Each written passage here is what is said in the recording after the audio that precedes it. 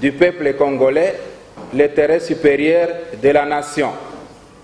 Parmi les délégués qui n'avaient pas apposé leur signature sur l'accord du 31 décembre 2016, accord du centre interdiocésain, figuraient ceux du Front pour le respect de la Constitution.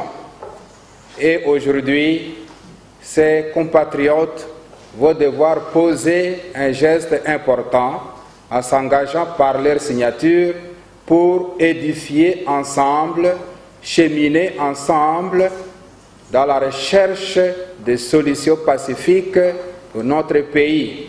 Je veux dire cheminer avec les autres délégués dans l'esprit d'inclusivité.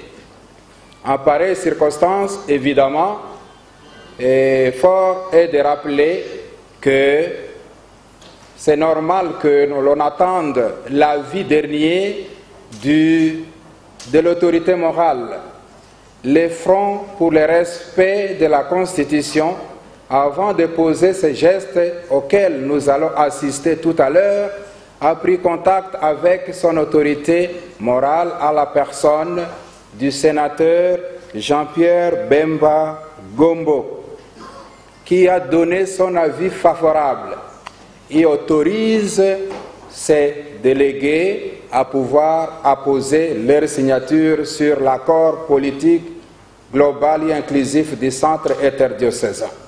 Je m'en vais, au nom de la transparence, vous lire la correspondance que le sénateur Jean-Pierre Bemba a adressée à ses camarades, et cette correspondance, du moment que ça concerne l'intérêt du pays, il est tout à fait normal que vous puissiez en prendre connaissance. Je m'en vais lire cette lettre.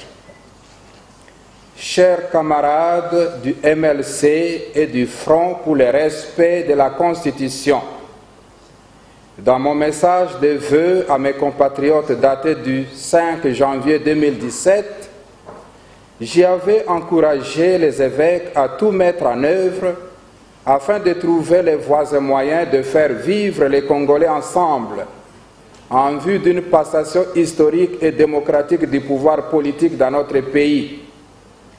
Je renouvelle mon soutien à la médiation de la CENCO. Il y a eu assez de morts dans notre pays pour la défense de nos droits fondamentaux inscrits dans notre Constitution.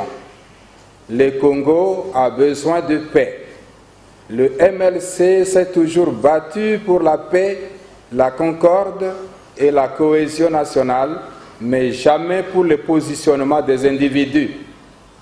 Nous ne devons donc pas offrir un prétexte à ceux qui n'ont pas l'intention d'appliquer l'accord de la CENCO, de faire obstruction aux droits des Congolais à un avenir apaisé et sans soubresaut. Je demande au Front pour le respect de la Constitution de se surpasser parce qu'à travers des aménagements, il est toujours possible d'obtenir dans un accord de cette importance les équilibres nécessaires pour sa bonne fin et, bien plus, pour le fonctionnement efficace des organes portés par l'accord du 31 décembre 2016. C'est pourquoi j'invite les délégués du Front pour le respect de la Constitution à prendre part aux discussions au centre interdiocésain et à signer cet accord qui va devenir le socle de l'alternance politique dans notre pays.